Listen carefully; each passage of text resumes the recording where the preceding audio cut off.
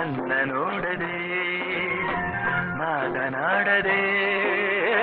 ಪ್ರೀತಿ ತೋರದೆ ಕೋಪವೇತಕ್ಕೆ ನನ್ನಲ್ಲಿ ಹೇಳುವ ಪ್ರಯತಿ